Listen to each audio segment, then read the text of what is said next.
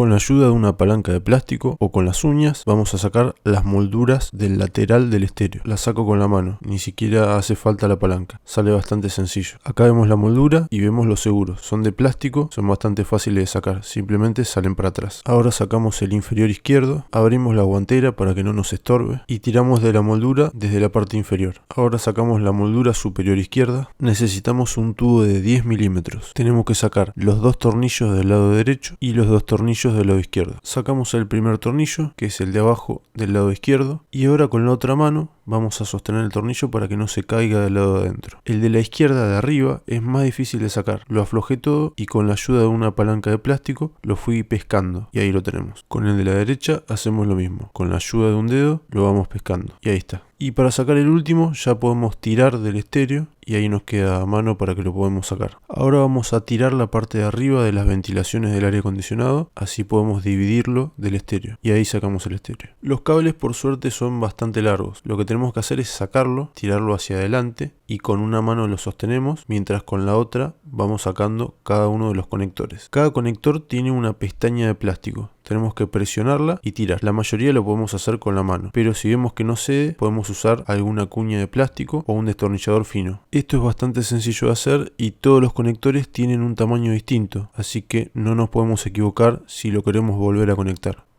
Y ahí tenemos el estéreo completamente afuera. A los costados vemos que tenemos unas pestañas amarillas, que es lo que encastra. Y ahí tenemos los soportes de metal que van con los tornillos. Ahí vemos todos los conectores. Ahí tenemos el de la antena, que es distinta a la versión SEG. Esta es la versión XEI, que no venía con Bluetooth. Y ahí vemos el modelo del estéreo, por si alguno lo necesita.